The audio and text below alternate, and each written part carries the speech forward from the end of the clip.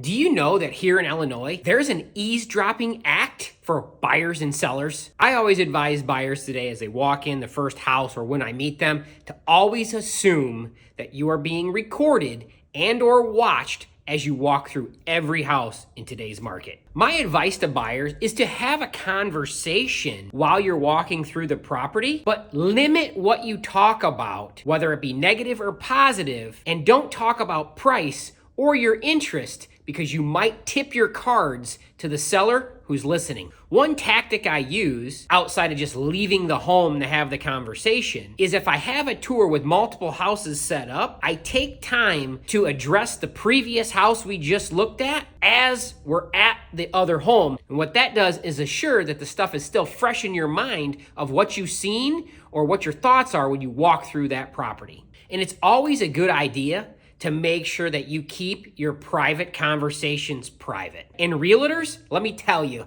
my sellers are always telling me what you said, so you should watch what you say as well. I'm even going as far as putting in the comments or putting in the broker remarks that know that there's a camera on the premises. And I think that we should all practice that as realtors. If you know that your clients are listening to every conversation and every showing and they're parking down the street to watch every person go through, we should be aware that that is happening.